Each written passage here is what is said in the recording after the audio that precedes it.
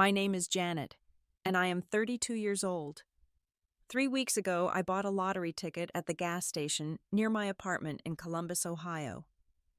I work at a small insurance company making $45,000 a year, which barely covers my rent and expenses. When I checked the numbers that Saturday morning, I could not believe my eyes. I had won $18.7 million. Instead of celebrating, I made a decision that would change everything. I decided not to tell anyone about my windfall.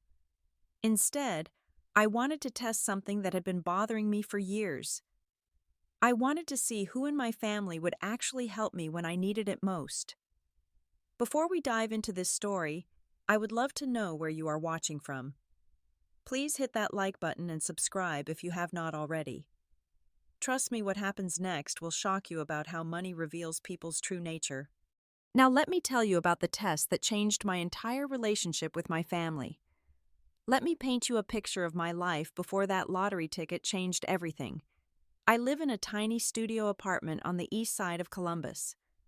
The walls are thin, the heating barely works in winter, and my neighbors upstairs sound like they are moving furniture at 3 in the morning. My car is a 2015 Honda Civic with 130,000 miles on it. The air conditioning gave up last summer, and there is a mysterious rattling sound that my mechanic says will cost more to fix than the car is worth. Every month feels like a mathematical puzzle. Rent takes half my paycheck. Groceries, gas, student loans, and basic utilities eat up most of the rest.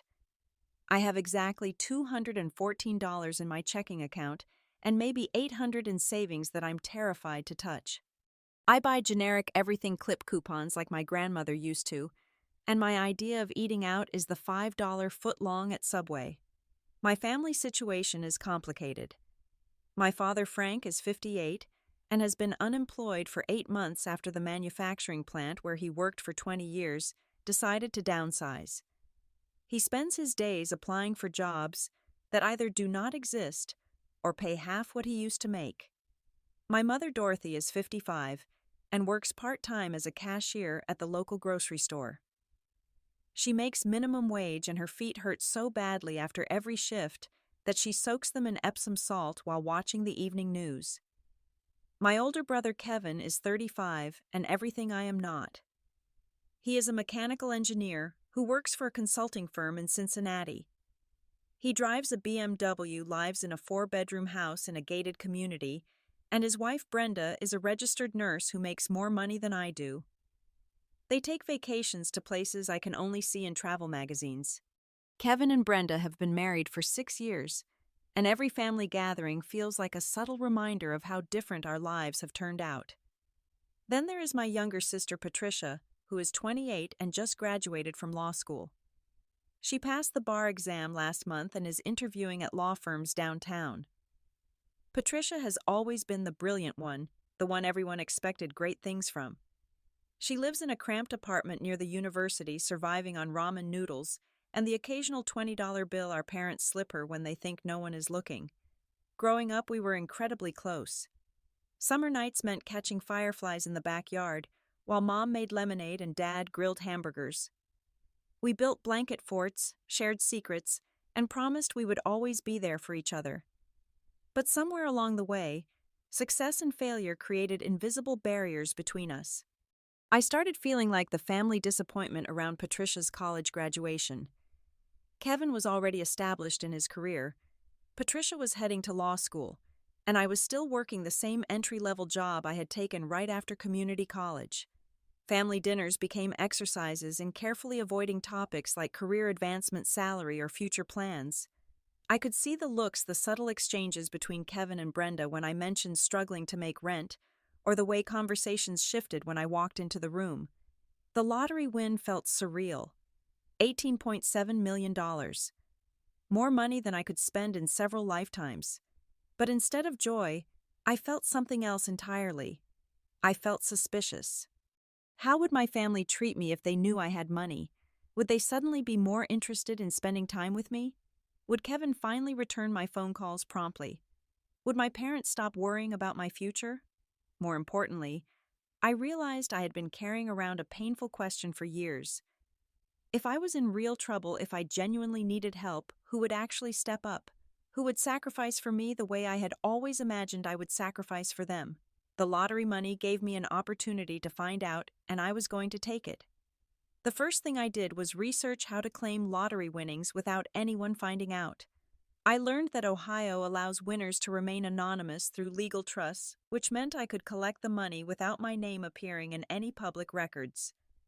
I chose the annuity option, which would pay me about $600,000 per year after taxes for the next 25 years. More than enough to live comfortably, but structured in a way that would not raise immediate suspicions about sudden wealth. I hired a lawyer named Robert Harrison, a quiet man in his 60s who specialized in financial privacy and estate planning. His office was in a nondescript building downtown, and he assured me that client confidentiality was his highest priority. We set up a trust called the JM Family Foundation, which would receive the lottery payments and distribute them according to my instructions. The paperwork took 2 weeks to complete, and during that time I refined my plan. I would create a financial emergency that would require exactly $3,500. This was enough money to be a genuine hardship for someone in my situation, but not so much that it would seem impossible to repay. The emergency would be car trouble. My Honda was old enough that major repairs would be believable, and transportation was essential for keeping my job. I spent hours researching realistic car problems and their costs. A failed transmission would be perfect. It would render the car undrivable, require immediate attention, and cost between $3,000 and $4,000 to replace. I found a reputable auto shop and explained my situation to the owner, a woman named Carol, who agreed to provide a written estimate for transmission replacement on my Honda. I told her I was trying to budget for future repairs, which was not entirely untrue. The estimate looked official and scary. $3,450 for a remanufactured transmission plus labor and tax. I also had Carol provide a supplementary note explaining that without this repair, the car would be completely inoperable within days. The documentation was perfect for my purposes.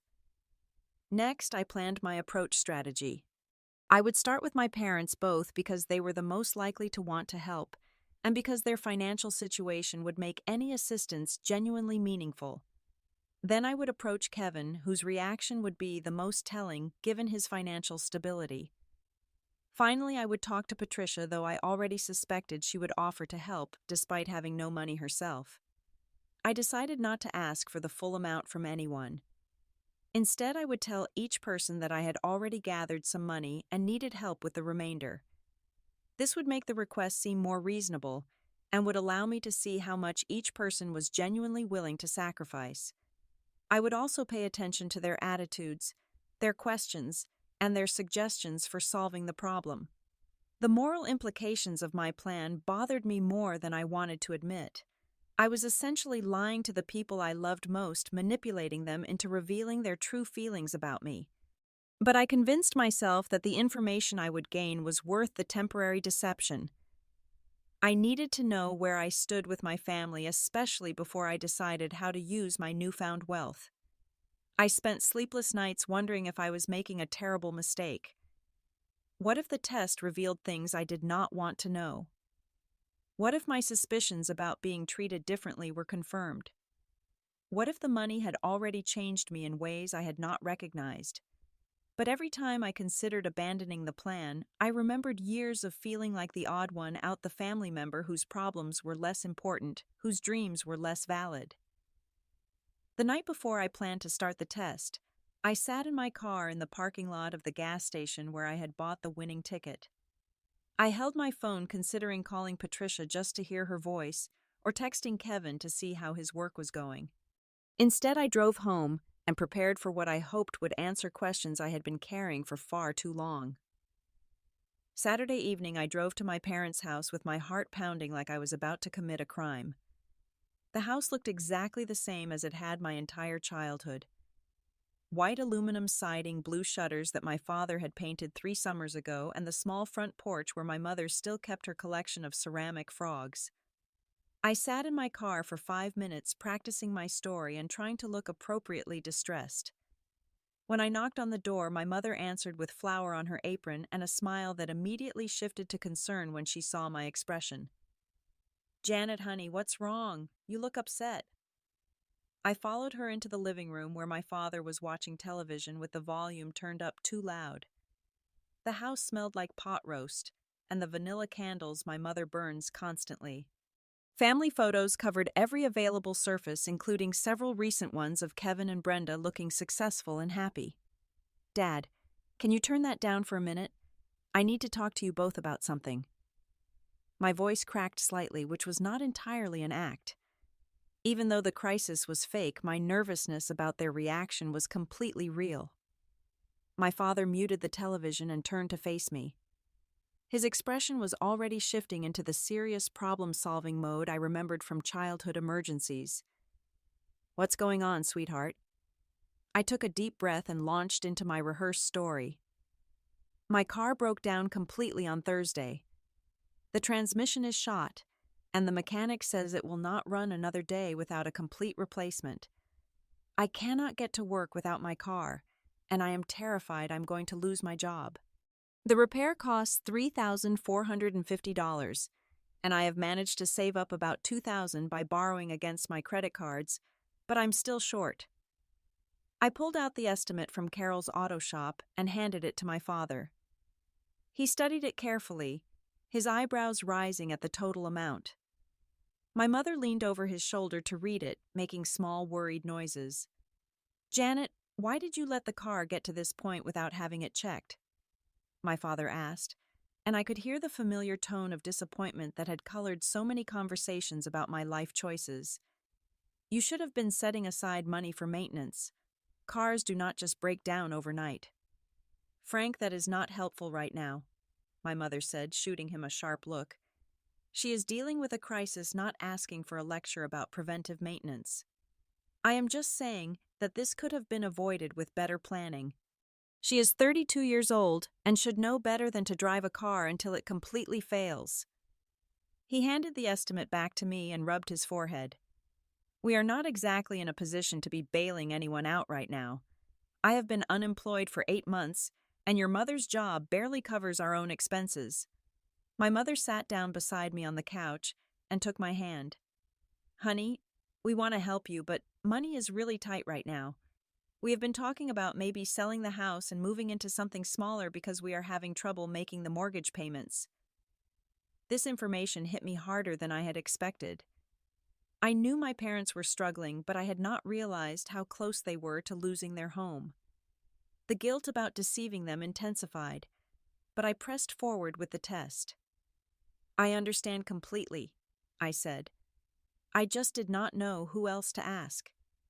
Kevin is always busy and Patricia is still looking for work. I thought maybe you might be able to lend me something small, and I could pay you back over time." My parents exchanged a long look, the kind of wordless communication that comes from 35 years of marriage. I could see them weighing their own desperate situation against their desire to help their daughter. "We might be able to manage $800, my mother said slowly. "But you would need to pay us back in installments over 6 months because we really cannot afford to lose that money permanently." My father frowned. "Dorothy, we talked about this. We cannot keep enabling her poor financial decisions. She needs to learn to handle these things on her own, or she will never become truly independent. She is not asking for a handout, Frank. She is asking for a loan from her family during an emergency. There is a difference." Their argument continued for several minutes, with my mother advocating for helping me and my father insisting that I needed to solve my own problems. I sat between them, feeling smaller and smaller, remembering similar discussions from my teenage years when I had needed money for school trips or car repairs. Finally, my mother stood up and announced she was getting some coffee. She gestured for me to follow her into the kitchen, where she pulled out her purse and quietly counted out $600 in cash. "Do not tell your father about this," she whispered, pressing the money into my hands. "I have been saving this from my grocery money for the past few months. It was supposed to be for Christmas presents, but you need it more than we need fancy gifts." I stared at the money in my hands, 20s and 10s that represented hours of standing on her feet at the grocery store, probably skipping lunches and buying generic everything to save these dollars. The weight of her sacrifice made my chest tight with emotion. Mom, I cannot take your Christmas money. Yes, you can and you will. That is what mothers do for their children. Just promise me you will be more careful about car maintenance from now on and try to build up an emergency fund even if it is just $5 or $10 a week. I hugged her tightly, breathing in the familiar scent of her perfume and feeling like the worst daughter in the world. I love you, Mom. I will pay you back as soon as I can. I know you will, honey. You have always been responsible about paying people back even when it was hard for you. As I drove home that night, I could not stop thinking about my mother counting out grocery money while my father watched television oblivious to her sacrifice. She had given me what little she had, asking for nothing except that I take better care of myself. Meanwhile, my father's reaction had stung in a way that surprised me with its intensity. I understood his point about self-reliance, but his unwillingness to help during what he believed was a genuine emergency felt cold and dismissive. The test was already revealing more than I had anticipated, and I had only completed the first phase. Monday evening, I called Kevin from my apartment while staring at the $600 my mother had given me. I had rehearsed this conversation multiple times, but I still felt nervous as the phone rang. Kevin answered on the third ring, and I could hear the sounds of dinner preparation in the background. Hey, Janet, what's up? Can you make this quick? Brenda is making salmon, and I need to help her with the sides. I launched into my story about the car trouble, trying to sound appropriately desperate without being overly dramatic. I explained that I had already borrowed money from credit cards and that Mom and Dad had helped with what little they could spare, but I was still short on the total amount needed for repairs. Wait, slow down, Kevin interrupted. You borrowed against credit cards to fix your car, Janet. That is incredibly financially irresponsible. Credit card debt will cost you way more in the long run than a car loan would have. I could hear Brenda's voice in the background asking who was on the phone. When Kevin told her, she said something I could not quite make out, but Kevin's response was, "Yeah, I know." Kevin, I am not calling for financial advice. I am calling because I am desperate and I do not know what else to do. My job depends on having reliable transportation, and I am scared I am going to lose everything I have worked for. There was a long pause during which I could hear more conversation between Kevin and Brenda. Finally, Kevin returned to the phone with a completely different tone. Look, Janet, Brenda, and I have been talking, and we think you need to learn better money management skills. You are 32 years old, and you should have an emergency fund for situations like this. We cannot keep bailing you out every time you make poor financial decisions. I am not asking you to bail me out. I am asking for a loan. I will pay you back with interest if that is what you need. That is actually not a bad idea, Kevin said, and I could hear him moving to another room where his voice became clearer. We could loan you $1,000 at 5% annual interest with a structured repayment plan over 12 months. You would need to sign a promissory note, and we would need to set up automatic payments from your checking account. I was stunned by the business-like tone of his proposal. You want me to sign legal documents to borrow money from my own brother? Janet, you have to understand our position. We just bought a house, we have mortgage payments, and Brenda is talking about going back to school for her nurse practitioner degree. We cannot just hand out money even to family without some kind of structure around it.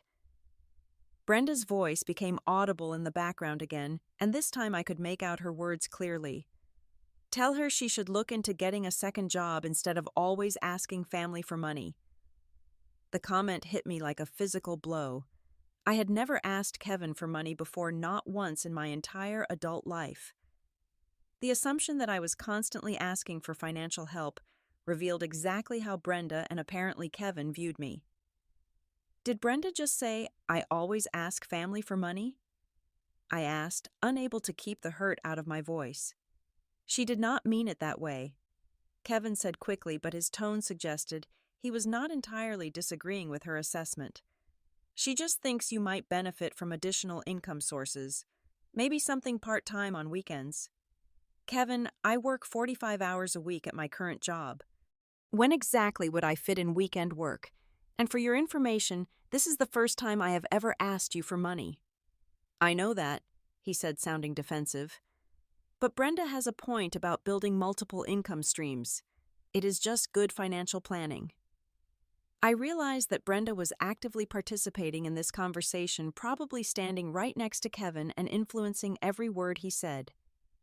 The brother I had grown up with, who used to help me with homework and taught me to ride a bike, was letting his wife dictate his response to my crisis. So your offer is $1,000 at 5% interest with a legal promissory note and automatic payments. I asked, wanting to confirm what I was hearing. That is the most we can do right now, Kevin said. And honestly, it is a better deal than you would get from most banks. We could meet this weekend to sign the paperwork if you want to proceed. After I hung up, I sat in my kitchen feeling like I had been punched in the stomach. Kevin's response was not just disappointing, it was revealing. He had turned my emergency into a business transaction complete with interest rates and legal documentation. The fact that his wife felt comfortable making comments about my financial habits during our private conversation showed exactly how little respect they had for me. I thought about all the times I had listened to Kevin complain about work stress, relationship problems, or minor inconveniences in his comfortable life. I had always been supportive, never suggesting that his problems were the result of poor planning or bad decisions. The contrast between how I treated his concerns and how he was treating mine was stark and painful. But what bothered me most was the realization that Kevin was not making these decisions independently. Brenda was clearly the driving force behind his response, which meant my brother had chosen his wife's financial priorities over his sister's emergency. I understood that married couples needed to make financial decisions together, but his complete deference to her judgment felt like a betrayal of our family relationship. I went to bed that night wondering if the Kevin I remembered from childhood still existed, or if success and marriage had transformed him into someone I no longer recognized. Wednesday afternoon, I texted Patricia asking if she wanted to meet for coffee. She responded immediately with enthusiasm, suggesting our usual spot at the Starbucks near campus, where we had spent countless hours during her law school years. I had always felt most comfortable with Patricia, partly because we were both still struggling financially, but mostly because she had never made me feel judged for my life choices. When I arrived, Patricia was already waiting at our favorite table in the corner, surrounded by law books and highlighters. She looked tired, but excited the way she always did when she was working on something challenging. She hugged me tightly when I sat down, and I immediately felt guilty about what I was planning to do. I ordered you a vanilla latte with an extra shot, she said, pushing the cup toward me. You sounded stressed in your text, and you always order extra caffeine when you are dealing with something difficult. I was touched that she had noticed and remembered such a small detail about my habits. It made what I was about to do feel even more deceitful, but I pressed forward with my plan. Patricia, I need to tell you about something that happened, and I need your advice about what to do. I launched into the car trouble story, but this time I found myself adding more emotional details about how scared I was and how overwhelmed I felt by the financial pressure. Patricia listened with complete attention, occasionally asking clarifying questions and making sympathetic noises. When I finished explaining the situation, she reached across the table and squeezed my hand. First of all, I am furious with Kevin, she said immediately. 5% interest legal documents. He is treating you like a stranger instead of his sister. That is completely unacceptable. Her immediate anger on my behalf was both comforting and guilt-inducing. Patricia had always been protective of me, even though she was younger, and her loyalty had never wavered despite the different directions our lives had taken. I mean, I understand that he and Brenda have financial obligations. I said, partly testing her reaction and partly defending Kevin out of habit. Stop making excuses for him, Patricia said firmly. Kevin makes more money than both of us combined. He could loan you $3,000 without even noticing it in his checking account. The fact that he is charging you interest and requiring legal paperwork is insulting. She pulled out her phone and started typing rapidly. I am going to call him right now and tell him exactly what I think about his ridiculous loan terms.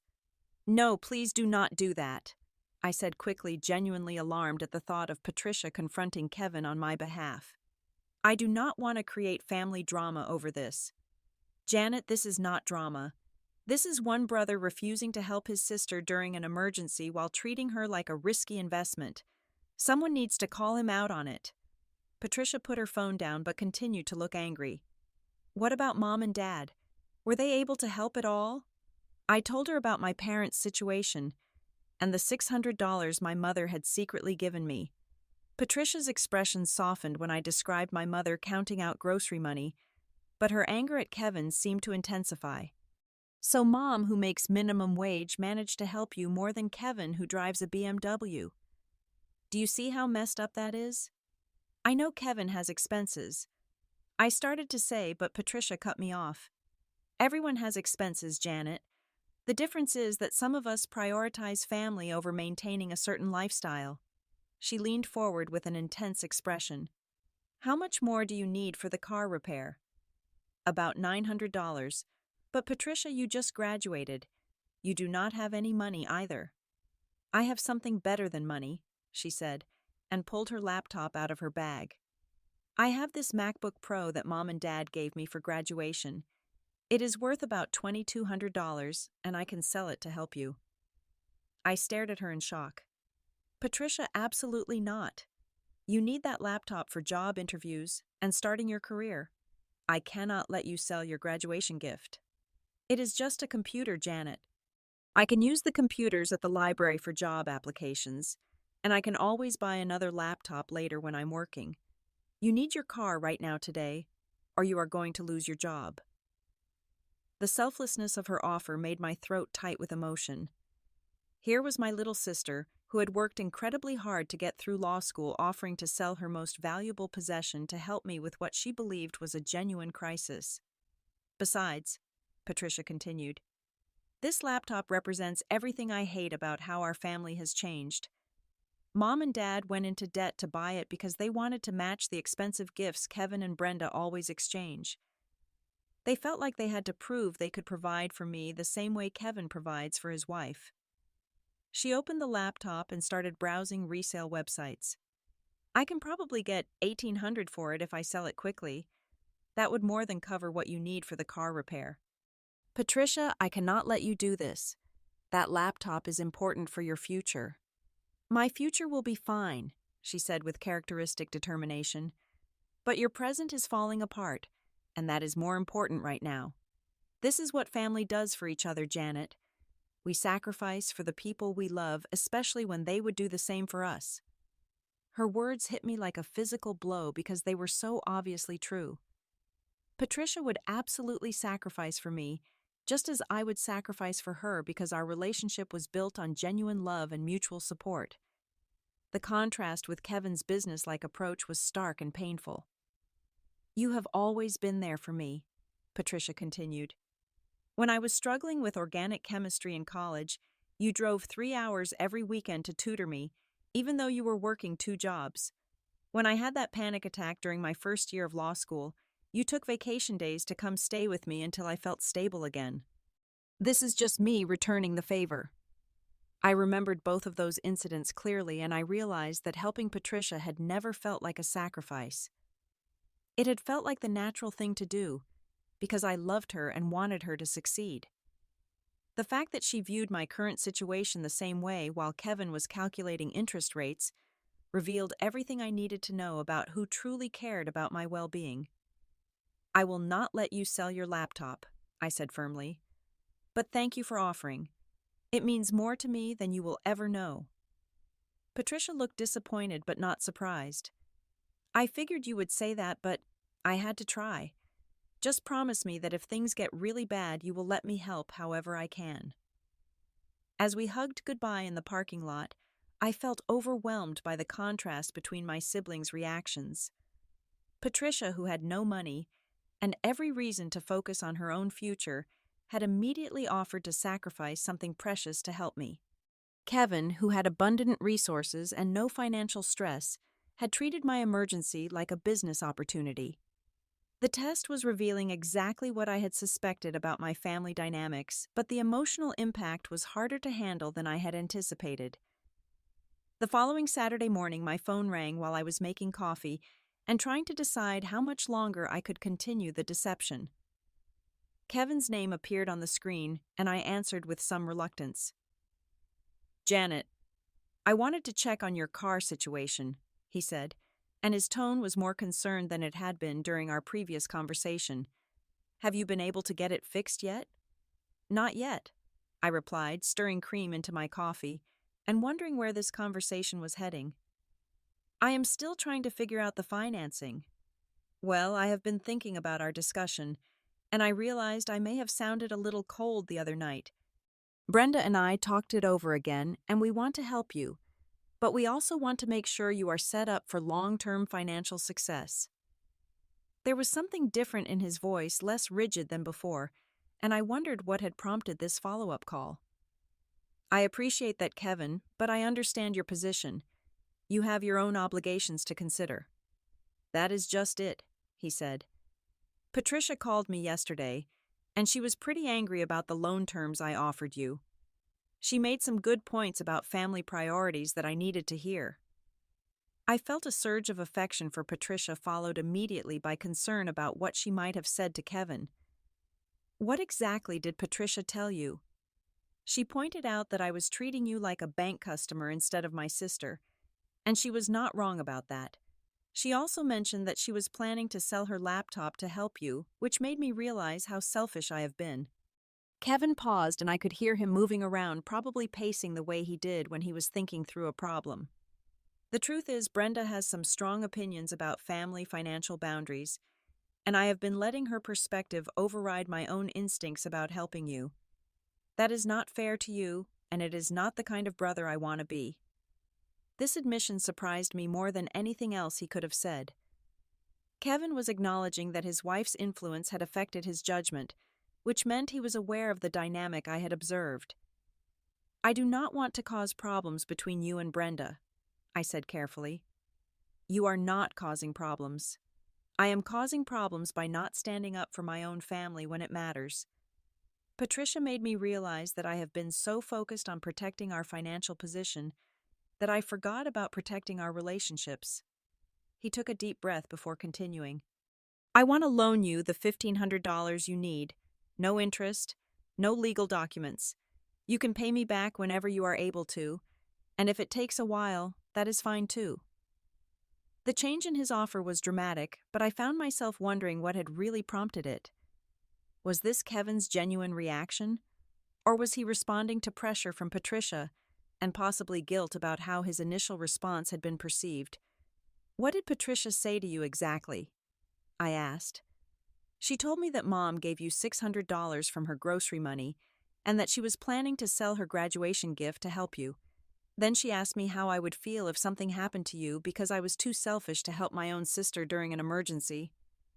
Kevin's voice became quieter. "She also said that she was ashamed to be related to someone who would charge his sister interest during a crisis, and that if I continued to prioritize Brenda's opinions over family loyalty, I was going to end up losing both of my sisters." Patricia's confrontation had clearly affected Kevin more than I had expected. I could picture her passionate defense of me, and I felt both grateful for her loyalty and concerned about the family conflict my deception was creating.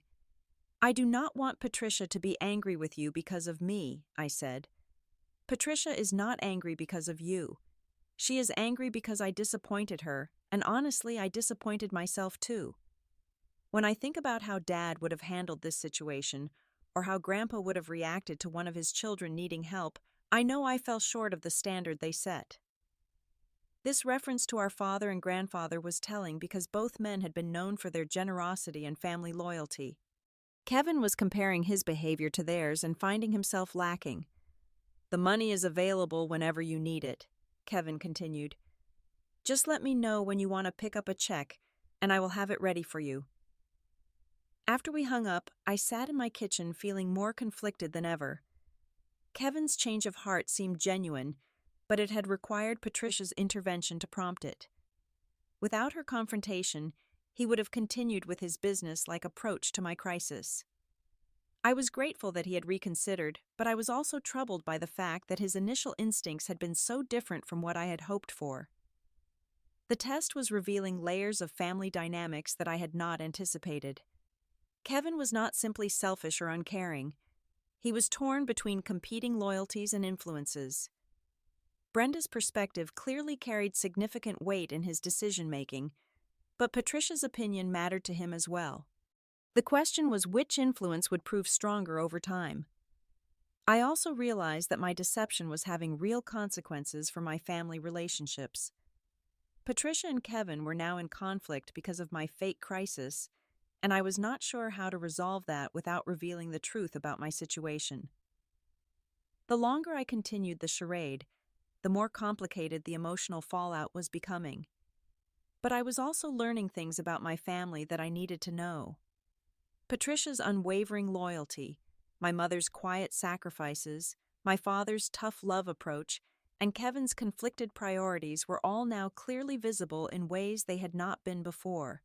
The question was whether this knowledge was worth the deception required to obtain it. That evening I made a decision that would change everything. I could not continue the charade any longer, knowing that it was creating real conflict between my siblings and exploiting my mother's generous nature. The guilt about taking her grocery money was eating at me, and the thought of Patricia and Kevin arguing because of my deception felt unbearable. I called each family member and asked them to come to my apartment for dinner on Sunday evening. I told them I had something important to discuss about my situation, which was certainly true, though not in the way they expected. I spent Saturday grocery shopping with money from my secret lottery account, buying ingredients for my mother's pot roast recipe, and enough food to feed everyone properly. Sunday evening they all arrived within 10 minutes of each other. My parents looked worried, probably expecting news about job loss or additional financial problems. Patricia seemed determined and supportive, while Kevin appeared slightly uncomfortable, possibly still processing his conversation with Patricia and his change of heart about helping me. I had set the table with the good dishes I rarely used and lit candles to create a warm family atmosphere. The pot roast turned out better than I had expected, and for the first 20 minutes we had a normal family dinner conversation about work weather and neighborhood news. Finally, I could not postpone the conversation any longer. I asked you all here because I need to tell you something important about my car situation and about some other things that have been going on in my life. They all turned their attention to me with expressions ranging from concern to curiosity. I took a deep breath and began with the most shocking revelation. 3 weeks ago, I bought a lottery ticket at the Marathon station on High Street. When I checked the numbers that Saturday morning, I discovered that I had won $18.7 million. The silence that followed was complete and profound. My father set down his fork and stared at me. My mother's mouth fell open. Patricia blinked several times as if trying to process what she had heard. Kevin leaned back in his chair with a look of complete bewilderment. "I am sorry, what did you just say?" my mother asked faintly. I reached into the drawer of my sideboard and pulled out the winning lottery ticket, along with the official notification letter from the Ohio Lottery Commission. I placed both documents in the center of the table where everyone could see them. I won $18.7 million, and I have already claimed the prize through a legal trust. I will receive approximately $600,000 per year after taxes for the next 25 years. Kevin picked up the lottery notification and studied it carefully, his engineering mind probably verifying the authenticity of the documentation. Patricia just stared at me with wide eyes while my parents continued to look stunned. "But what about your car?" my mother asked. "What about needing money for repairs?" This was the part I had been dreading most. "My car is fine. There is nothing wrong with it. I made up the story about transmission problems because I wanted to test something that has been bothering me for a long time." "You made it up," my father said, and his voice carried a tone I had not heard since I was a teenager caught in a serious lie. I wanted to know who in our family would actually help me if I was in genuine trouble. I needed to understand where I stood with each of you, especially before I made any decisions about how to use this money. The reactions around the table were immediate and intense. My mother looked hurt and betrayed. My father appeared angry in a way I had rarely seen. Patricia seemed confused and disappointed. Kevin just looked incredulous. "Janet, how could you lie to us like that?" my mother said, and her voice was trembling. "I gave you money from our grocery budget. I have been worrying about you for days, losing sleep over whether you would be able to keep your job." The pain in her voice made my chest tight with guilt. "Mom, I am going to pay you back 10 times over. I never intended for you to sacrifice your own money." "That is not the point," my father said firmly. "The point is that you deliberately deceived your family to manipulate our emotions and test our loyalty. That is not the behavior of someone we raised to be honest and trustworthy." Patricia had been quiet during this exchange, but now she spoke up with a voice that sounded smaller than usual. "I offered to sell my laptop for you. I was planning to call potential buyers tomorrow morning. And I was going to give you $1,500, Kevin added. I had already transferred the money into my checking account so I could write you a check. The weight of their intended generosity offered in response to my fictional crisis was overwhelming. I had tested their willingness to help me, and they had all passed with flying colors, even Kevin, after Patricia's intervention. But my method of testing had hurt them in ways I had not fully anticipated. "I know what I did was wrong," I said, fighting back tears. "I know I hurt all of you, and I am deeply sorry about that. But I needed to know these things about our family before I made decisions about the money." "What kind of decisions?" Kevin asked, and I could hear him shifting into practical mode despite his obvious emotional reaction to my revelation. "Decisions about how to help each of you, how to use this money to make all of our lives better." But I needed to know who really cared about my well-being versus who might suddenly become interested in me because of my wealth. My father shook his head slowly. "Janet, if you had doubts about our love for you, you should have talked to us directly instead of creating elaborate deceptions to test us." "Would you have been honest about your feelings if I had just asked?" I replied. "Would Kevin have admitted that Brenda influences his decisions about family financial support? Would you have told me that you think I need to learn self-reliance even during genuine emergencies?" This question created another moment of uncomfortable silence because we all knew the answer. Direct conversations about family dynamics and loyalty were much more difficult than responding to crisis situations. Patricia was the first to speak. "I understand why you did it," she said quietly. "I do not like that you lied to us, but I understand feeling like you needed to know where you stood with everyone." "I still think it was wrong," my mother said, but her tone was softer than before. "But I also understand that you have been feeling disconnected from the family lately, and maybe we have not done enough to reassure you about how much we love you." Kevin cleared his throat. "I owe you an apology regardless of whether your crisis was real or fake. My initial response was influenced too much by Brenda's attitudes about family financial boundaries, and that was not fair to you. Patricia was right to call me out on it." My father remained quiet for several minutes, processing everything he had heard. Finally, he looked directly at me with an expression that was stern but not unkind. "What you did was wrong, Janet, but the fact that we all responded by wanting to help you even when it was difficult for us proves that your doubts about our love were unfounded. The question now is what you plan to do with this information and this money." The conversation that followed changed our family in ways that went far beyond the financial implications of my lottery win. Over the next 3 hours, we talked more honestly about our relationships, our expectations, and our feelings than we had in years. I started by apologizing to each person individually for the specific ways my deception had affected them. To my mother, I apologized for accepting her grocery money and causing her unnecessary worry. To my father, I apologized for lying and acknowledged that his tough love approach came from wanting me to be strong and independent.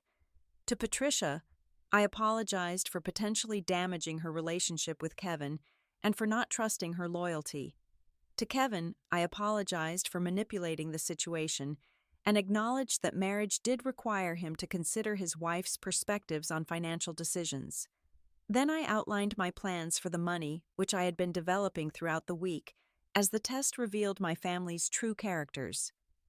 For my parents, I wanted to pay off their mortgage immediately and set up an account that would supplement my father's unemployment benefits until he found new work.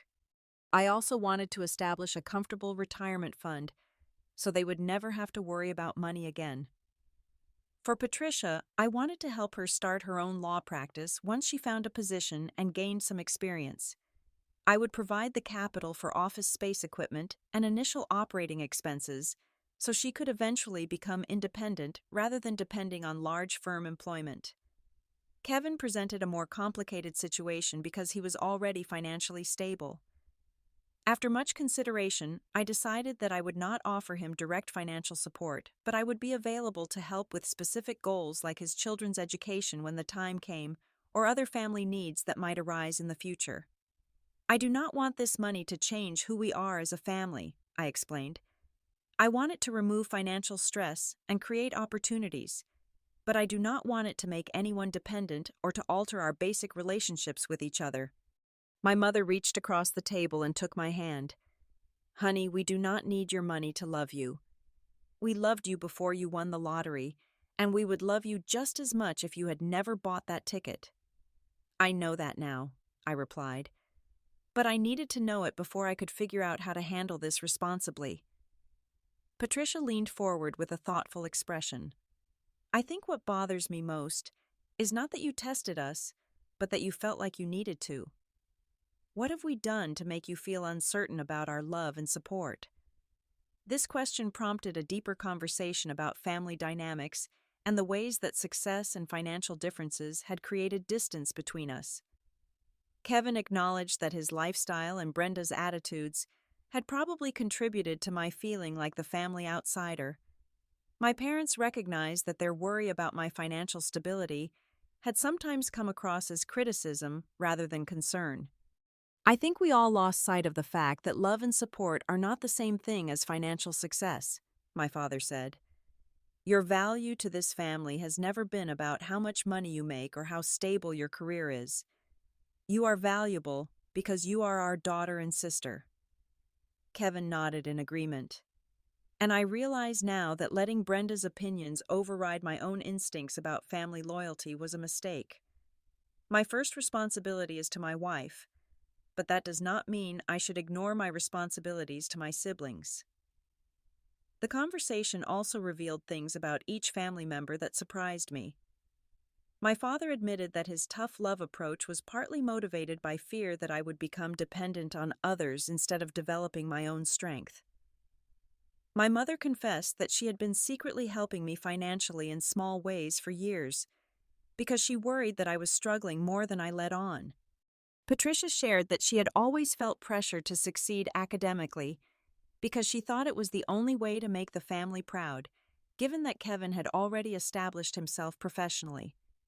Kevin revealed that his marriage to Brenda had been influenced by her family's emphasis on financial achievement, and that he sometimes felt torn between their values and the more relationship-focused values he had grown up with. By the end of the evening, we had reached several important understandings.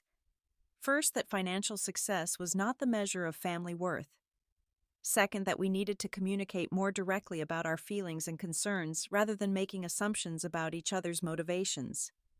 Third, that the lottery money would be used to strengthen our family rather than change its fundamental character. I also made specific commitments about transparency and responsibility.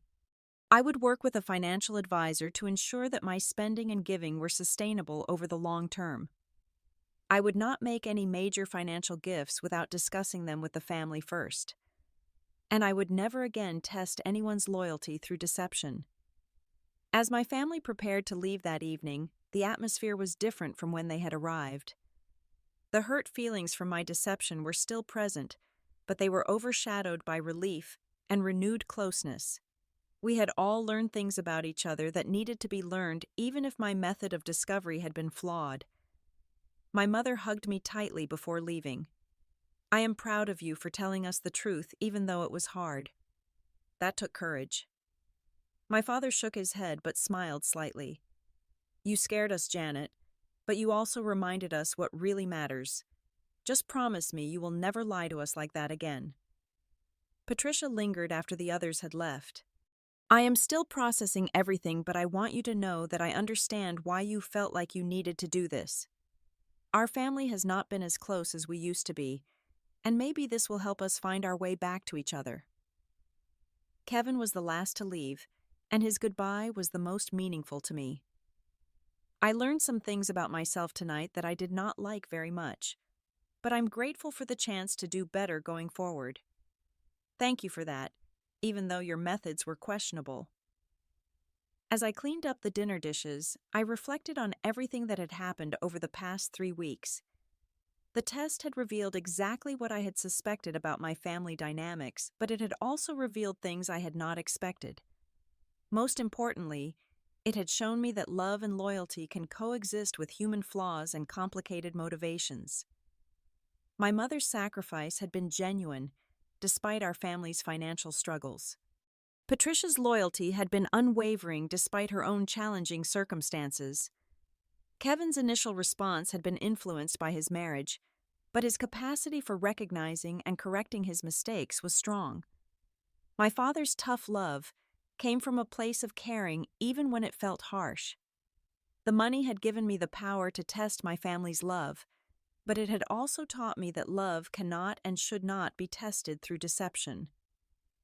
Real relationships are built on trust, communication, and forgiveness, not on manipulative experiments designed to reveal hidden truths. I went to bed that night feeling lighter than I had in weeks. The questions that had been haunting me were finally answered, the secrets that had been weighing on me were finally shared, and the family relationships that mattered most to me were finally honest and open. Sometimes the most valuable prizes cannot be bought with lottery winnings. They can only be earned through courage, vulnerability, and the willingness to admit when you are wrong. Have you ever wondered how the people closest to you would react if you really needed their help? Would you be tempted to test their loyalty if you had the means to do so? I would love to hear your thoughts in the comments below about family loyalty and whether testing the people we love is ever justified. If this story resonated with you, please give it a like and subscribe for more real-life stories about the complicated dynamics of family relationships. Share this video with someone who might need to hear about the importance of honest communication in families. Thank you for listening to my story, and I hope it reminds you to cherish the people who love you for who you are, not what you have. Sometimes the greatest wealth is knowing that your family will be there for you when it matters most, and that knowledge is worth more than any lottery jackpot.